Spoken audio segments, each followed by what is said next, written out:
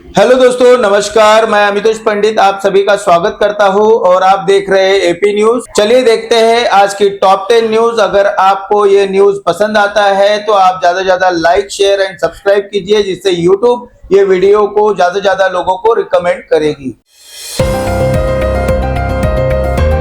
जनकपुरी इलाके में सड़क निर्माण के लिए खोदे गए गहरे गड्ढे में गिरने से 25 साल के बाइक सवार की मौत हो गई। घटना जोगिंदर सिंह मार्ग पर ग्रीन वैली अपार्टमेंट के पास हुई, जहां युवक हेलमेट पहने हुए था, लेकिन गड्ढा इतना गहरा था कि उसकी मौके पर ही जान चली गई।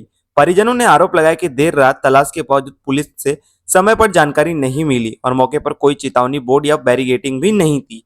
पुलिस ने मामला दर्ज कर जांच शुरू कर दी है और यह पता लगाया जा रहा है कि गड्ढा किस विभाग ने खोदा था और सुरक्षा नियमों का पालन क्यों नहीं हुआ। Bhiwandi Nizampur city municipal corporation चुनाव को 21 दिन गुजर गए हैं, लेकिन शहर में अब तक मेयर को लेकर सस्पेंस बना हुआ है। इसी बीच बीजेपी शहर अध्यक्ष रवि सावंत ने पार्टी की ओर से नारायण चौधरी को महापौर पद का आधिकारिक उम्मीदवार घोषित कर दिया है। हालांकि किसी भी दल को स्पष्ट बहुमत नहीं मिला है, इसलिए दूसरे दलों के ऐलान और संभावित गठजोड़ पर सबकी नजरें टिकी हैं।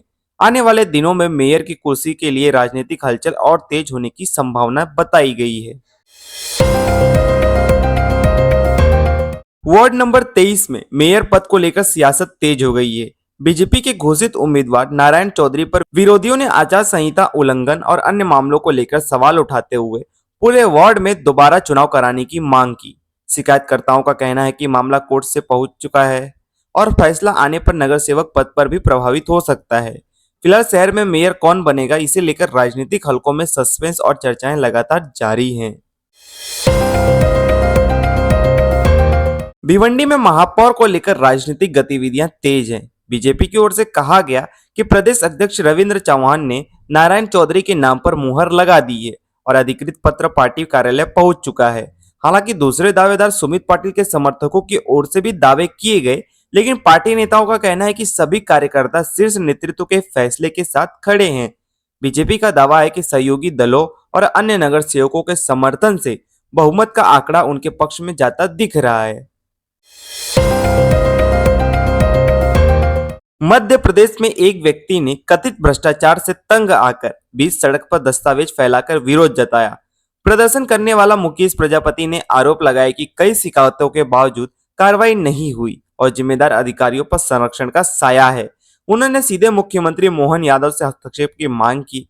मौके पर प्रशासन ने पहुंचकर शिकायतें सुनी और समाधान का आश्वासन दिया, लेकिन यह घटना फिर सवाल खड़े कर रही है कि क्या आम नागरिक को न्याय के लिए आखिर सड़कों पर ही क्यों उतरना पड़ता है। पंजाब की सड़कों पर अब तेजी से मदद पहुंचाने के लिए सड़क सुरक्षा फोर्स तैनात है। भगवंत मान के नेतृत्व में काम कर रही इस व्यवस्था के चलते सड़क हादसों में मौके पर होने वाली मौतों में भारी कमी दर्ज की गई है। हर 30 किलोमीटर पर तैनात टीमें दुर्घटना की सूचना मिलते ही कुछ ही मिनटों में पहुंचकर रेस्क्यू और प्राथमिक उपचार शुरू कर सकती हैं। अधिकारियों के मुताबिक इस पहल से न सिर्फ जानें बची हैं, बल्कि लोगों में हाईवे पर सुरक्षा का भरोसा भी मजबूत हुआ है। ईरान और यूनाइटेड स्टेट के बीच मुस्कैट में अप्रत्यक्ष उच्च स्तरीय वार्ता का पहला दिन पूरा हुआ। ईरान के विदेश मंत्री अब्बास अरागची ने इसे अच्छी शुरुआत बताया, जबकि दोनों पक्षों ने अपनी अपनी शर्तें स्पष्ट रखी।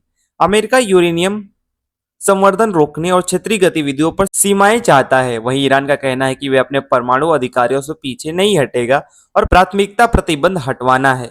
मध्यस्थ के तौर पर ओमान के संकेत दिया गया कि आगे भी बातचीत जारी रखने की कोशिश होगी, लेकिन फिलहाल दोनों देश अपनी रेड लाइन पर कायम हैं, जिससे क्षेत्र में तनाव बना हुआ है। दिल्ली के सफदरगंज इलाके में न्यू दिल्ली म्युनिसिपल काउंसिल के गोदाम में देर रात अचानक भीषण आग भड़क उठी, जिससे आसपास हड़कंप मच गया। सूचना मिलते ही दमकल विभाग की 8 गाड़ियां मौके पर पहुंची और तुरंत आग बुझाने का काम शुरू किया गया। कड़ी मशक्कत के बाद आग पर काबू पा लिया गया और अब कूलिंग ऑपरेशन जारी है। राहत की बात यह रही कि अब तक किसी के हताहत होने की खबर सामने नहीं आई है, जबकि आग लगने के कारणों और नुकसान का आकलन किया जा रहा है।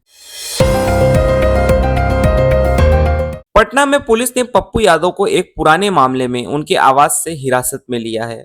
कार्रवाई के दौरान बड़ी संख्या में समर्थक सड़क पर जुट गए, जिससे कानून प्रक्रिया पूरी करने में देरी हुई।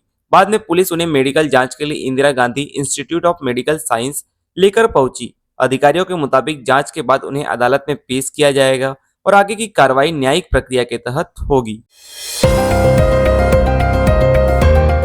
रिजर्व बैंक ऑफ इंडिया की बैठक के बाद गवर्नर संजय मल्होत्रा ने संकेत दिए कि लोन रिकवरी एजेंट्स के व्यवहार पर जल्द कड़े नियम लागू किए जाएंगे।